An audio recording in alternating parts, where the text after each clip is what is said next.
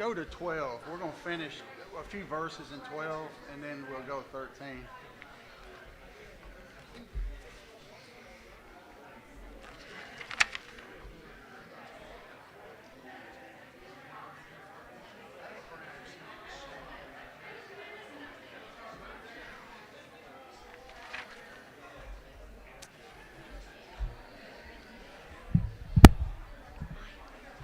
Praying, I didn't know. Like your mother and father, you got a bad time.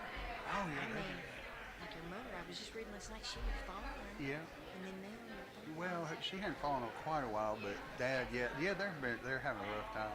I mean, it was an older girl. Yeah, but yeah, that's somebody right. was- She yeah. had, and but yeah, Is she they still had. home? No, she's still at home, yes, and we got some folk, we got some family being there with her while Dad's in Yeah, the because hospital. that's what I thought. How could she? Yeah. You've got some hard Yeah, times, and it then you're is. trying to teach her. Yeah, we're doing a lot of caregiving. That's right. So yeah, we're going back and forth. So He's at some. yeah, keep us in your prayers. I will. Absolutely, that's nice. I could listen to you. Thank you. That is precious. That's encouraging. Thank you. Well, good morning, everybody. Good to see y'all's lovely faces today, and I mean it. Hope everybody enjoyed the snowfall, and I hope Brandon made a good snowman out in his yard.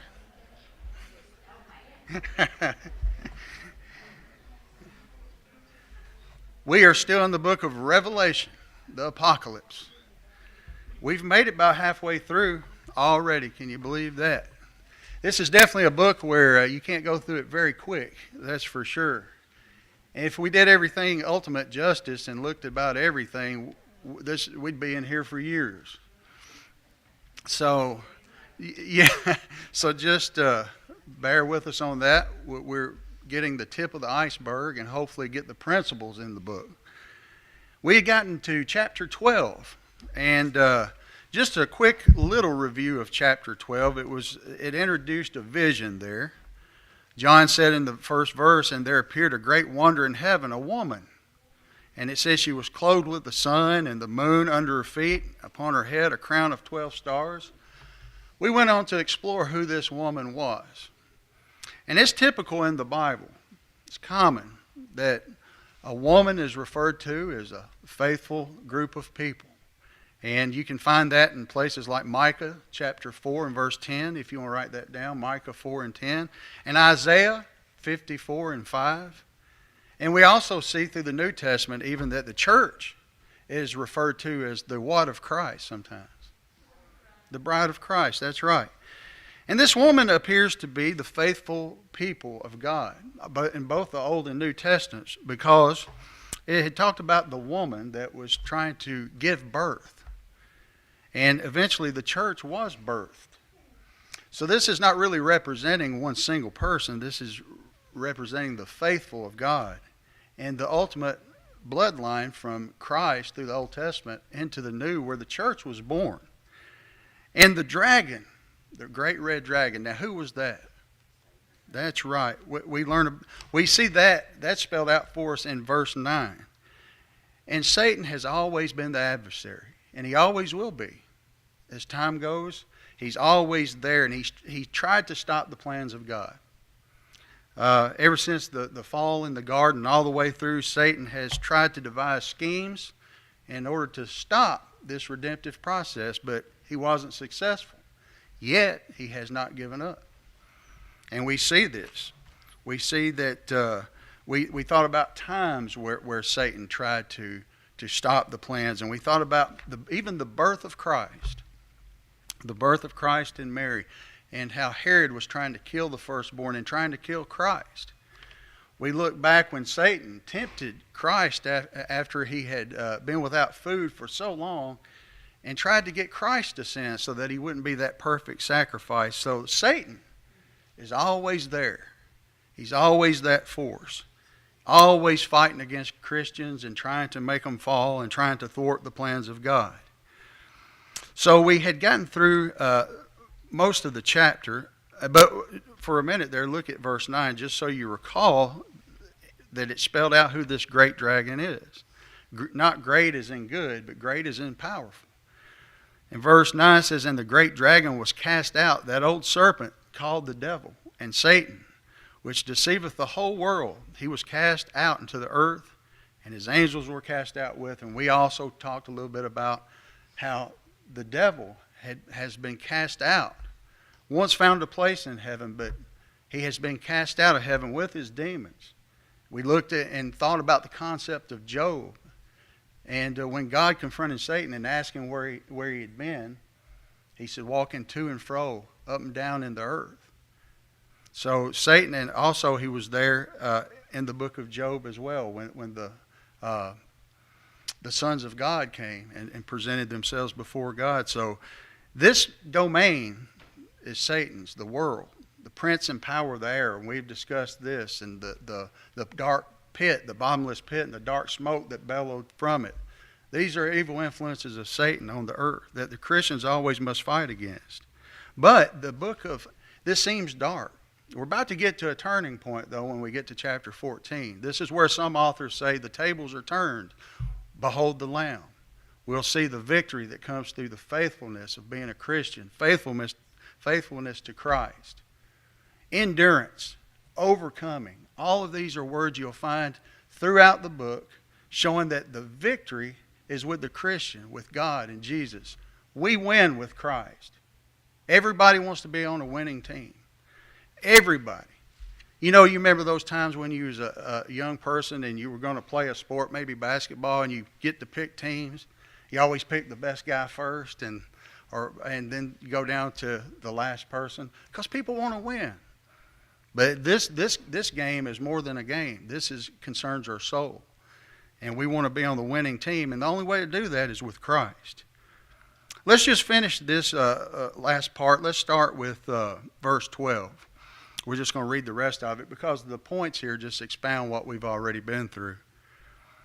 It says, verse 12, Therefore rejoice, ye heavens, and ye that dwell in them. Woe to the inhabitants of the earth and the sea, for the devil is come down unto you, having great wrath, because he knoweth he hath but a short time. He knows his end, and we discussed that last week, that devil knows the end of him and all the people that follow him, the demons, everyone that is on the side of Satan lose, and they will have an everlasting punishment in hell. He knows he has a short time, which makes him very dangerous. We even compared this to a criminal that has nothing to lose. Satan has nothing to lose in reality. So he's putting all his time and attention towards us, trying to bring people down with him.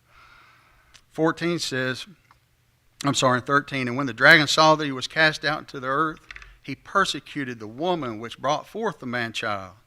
Now this would be a good reference to the New Testament church. And to the woman who were given 2 wings of a great eagle, that she might fly into the wilderness, into her place, where she is nourished for a time and times and a half time, from the face of the serpent. And the serpent cast out his mouth water as a flood after the woman, that he might cause her to be carried away of the flood. And the earth helped the woman, and the earth opened her mouth, and swallowed up the flood which the dragon cast out of his mouth.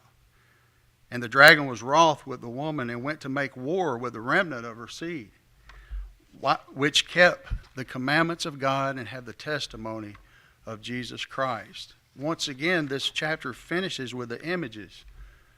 As what Christ had told us, that the gates of hell would not prevail against the church. The faithful would always stand, and that God, through his providence, would see that the church would last. And this is what happens, though the dragon says, he's in the King James here, he's wroth, he's angry. He makes war with the remnant, the seed. And you know who the seed is? That's right. The seed is Christ and Christ's followers too. That's right. You look around, we're in the battlefield together. The devil's making war with us through every evil influence that there is. And he will not stop.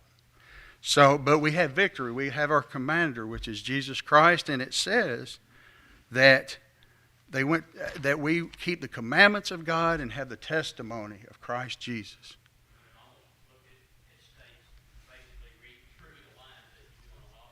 Yes, sir.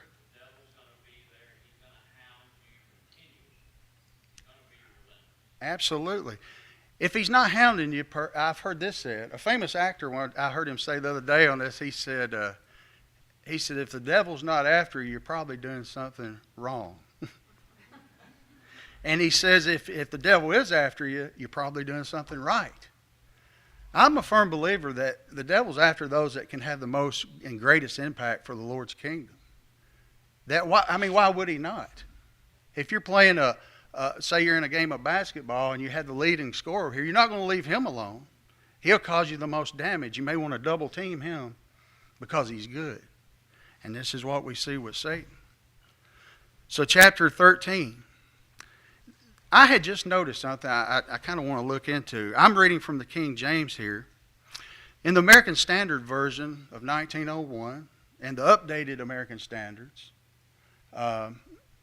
it has a line that's not given right here, and it says that the dragon stood on the seashore. Because I kept hearing commentators and people teach this about the devil, Satan himself, calling up these beasts that we're about to see, and I kept saying, I don't see that. But after I explored the other versions, I did see. So I'm just interested in that. I'm going to explore that a little bit. But the concept is this, and I do see it. As they transition, he goes into this vision here. You know, we've been talking about Satan. And now we're going to see, whether that should be in there or not, we're going to see beasts arise. And here's the thing about it. Here's what we'll learn. The devil uses agents in his plan. He uses agents. We don't sit here and argue with Satan.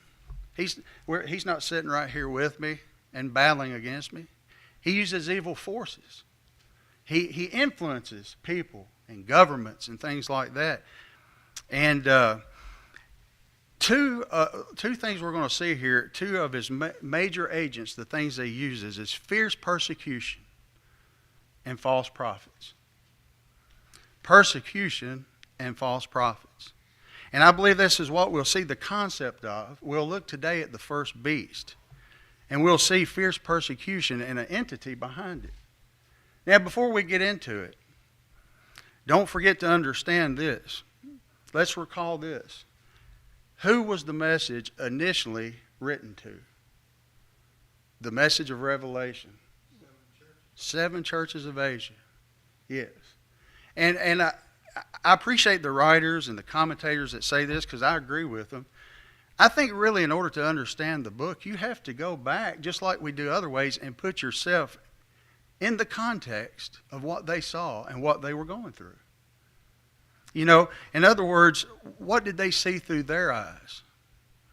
You know, we go back and people have talked about the book of Revelation and see all kinds of things in it. Even they say, well, this is a reference to something in the Vietnam War. Well, why is it that they would think that in a whole period of time that it's our time that it's specifically addressing? Because that's the time frame they're familiar with. That's right, Ruth. Absolutely. That's a great point. So, and I was talking to somebody about this the other day. They're thinking, well, that's kind of arrogant because it's like, this is our time frame. But what they're seeing, we're going back to their time frame, what they're seeing. And then some people say, well, you limit the book then and say it's just about them and has nothing to do with us. Well, I disagree with that. Absolutely it does. The beast that we're going to see, we see today. The principles are the same. It was just a different beast with them. We'll see the same things. Nothing ever changes. And we'll see this as we go through. So let's look at this. It says, I stood upon the sand of the sea, and I saw a beast rise up out of the sea, having 7 heads and 10 horns, and upon his horns 10 crowns, and upon his heads the name of blasphemy. And the beast which I saw was like unto a leopard, and his feet were as the feet of a bear, and his mouth as the mouth of a lion. And the dragon gave him his power and his seat and great authority. Well, first of all, why do you think the image of a beast would be used to describe anything? That's right. I recall in sports, somebody went by, he said when he really got in the game, he went into beast mode. You know, or they'll say a good player in sports, say, that guy's a beast. Because he's powerful. And beast, give the image of something that's scary as well, something to be warned against. So this is a beast that's being seen in a vision. Recall also, never forget, this whole revelation is getting signs and symbols. And the symbol here is as of a beast, and he's rising out of the sea. It says he had 7 heads and 10 horns and 10 crowns. Now, when you get into this kind of language, you'll get a whole bunch of interpretations. And I won't pretend to tell you what each of those are. Faithful people that know much more than me about the Scriptures differ on things like this. Some have said the 7 heads may represent the 7 hills of Rome. Maybe, but I don't know. And I don't think they do either, really. Because Rome was on 7 hills. Also, they talk about 10 crowns, and there was governmental provinces, 10 of them in Rome. It could be that. And that's just examples. But it also could be that the 7s, I've heard it said also, the 7 heads could represent great intelligence. 10 horns with power and crowns, royalty. We know that 7 and 10 are symbolic numbers in the book. It could be that it talks about that it's given the description based on these numbers. This is a beast that appears to be unstoppable, perfect in every way. But here's one thing that we can look at, and I won't take time to do it because I think it's very interesting, because he says they saw it was likened to a leopard, a bear, a lion, and a dragon. If you would, open up your Bibles to Daniel chapter 7. Daniel chapter 7. You know, we talked a few weeks ago about Nebuchadnezzar having a vision, and he was troubled with the vision. And he called for all kinds of people to try to interpret first the dream, so he'll know they knew what they were talking about, and then the interpretation of the dream, and ultimately Daniel answered it. And he saw 4 great kingdoms to arise. Well, we can't go completely too deep into this, but Daniel 7 and Revelation chapter 13 are really connected. Now I want you to look at verse 1 of chapter 7 of Daniel. I'm switching off to the New King James here, so bear with me. In the first year of Belshazzar, king of Babylon, Daniel had a dream and visions of his head while on his bed. Then he wrote down the dream, telling the main facts. Daniel spoke, saying, I saw in my vision by night, and behold, the 4 winds of heaven were stirring up the great sea. Does that sound familiar? And 4 great beasts came up from the sea, each from the other. The first was like a lion, had eagle's wings. I watched till its wings were plucked off, and it was lifted up from the earth and made to stand on 2 feet like a man. And a man's heart was given to it. Now in chapter 2, Daniel interpreted that to Nebuchadnezzar, and that lion and that beast was Babylonian Empire. That's clear from chapter 2. Now, it says, and suddenly another beast, in verse 5, second like a bear, and it was raised up on one side, and had 3 ribs in its mouth, between its teeth. And they said thus to it, arise, devour much flesh. Now, we understand that after this, the Mede and the Persian Empire arose after they took over Babylon. Even it says the 3 ribs in its mouth is maybe a reference to the conquering of Babylon, Lydia, and Egypt. But we know that this to be the Medo-Persian Empire. And then it says in verse 6, after this I looked, and there was another like a leopard, which had on its back 4 wings of a bird. The beast also had 4 heads, and dominion was given to it. Well, after the Mede and the Persian Empire, what was the next great empire that arose? The Greeks. That's right, the Greeks. And it said it was like a leopard. And you know, Alexander the Great conquered with great.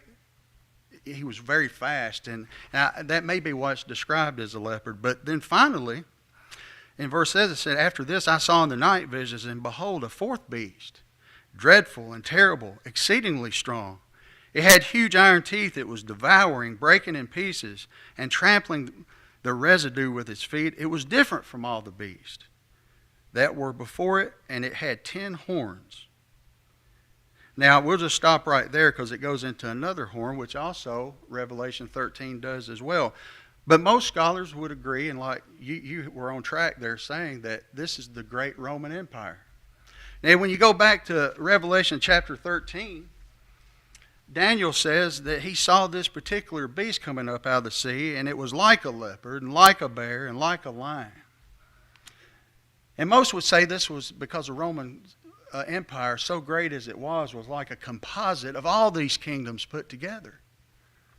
A great mighty kingdom that stood out as one of the most powerful ever. So it was like a bunch of qualities of all these empires were put together in this great Roman Empire. And it had great authority. Now this dragon, which I think to the first century Christians, I'm sorry, not the dragon, but the beast would refer to as this great Roman Empire that they were under. Power was given to this nation. Now when we think about that, think about our own situation as well. And we'll get more into that later, but we're going to read some more things about it here that showed how they felt about it. But great authority was given to it. Verse 3 says, and I saw one of his heads. And by the way, what did all these powers that we just named, Babylon, Medes and Persians, Greeks and Romans, all have in common? Who did they all persecuted the people of God at some point, right? So they could all be described as beasts. And it says this in verse 3, and I saw one of his heads as it was wounded to death, and his deadly wound was healed, and all the world wondered after the beast. This is another text that I can't tell you for sure what that means. I can give you some thoughts.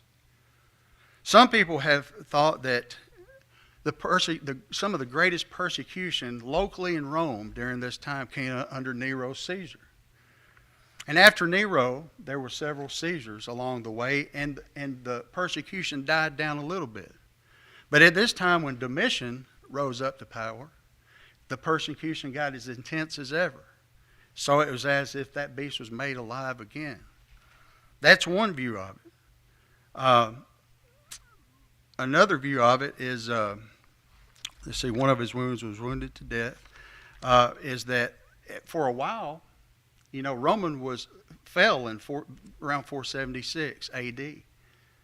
But then was arisen a great political religious power in the form of Roman Catholicism. And some commentators will direct you further in advance and say it could be the rise of Roman Catholicism and the apostate church. And then others say that the head could be, it goes back to Genesis where the prophecy was made after the first sin that Satan's head would be crushed, but Satan would bruise the heel of Christ.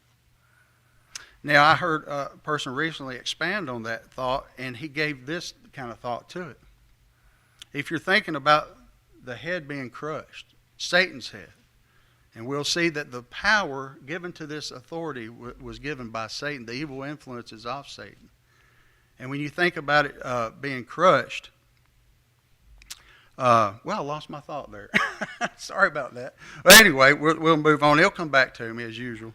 And it says in let's go to verse 5. And there was given unto him a mouth speaking great things and blasphemies, and power was given unto him to continue 42 months. Now, it says here that power was given to the beast. And the beast is, what do we think? The Roman Empire. Now, how does power is given to something like that? How does Satan give power to it? They'll do whatever they want it to do. That's right. It's the evil influence. But it said it was given to him. Does Satan have all power to do whatever he wants to do? Who controls it? He's limited. Amen, brother. Richard says he's limited. Where do we learn that? The resurrection. That Jesus was resurrected. He overcame. he did overcame, and that is absolutely. Richard said he overcame, and that's true. First of all, he wouldn't have any power if God didn't give him. That's right. Do we know where's the best lesson in the Bible? Job. Job is a book probably that every Christian ought to start with, because it shows you a lot about what's going on in the world, and it shows the limited power of Satan. Oh, my thought came back to me. Wait just a second. Wait a minute, don't laugh, it'll go away again. Here, there it is. It's trying to leave.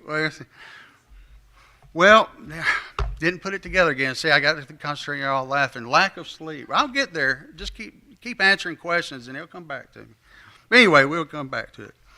It says, verse 6, and he opened his mouth in blasphemy against God to blaspheme his name and his tabernacle and them that dwell in heaven.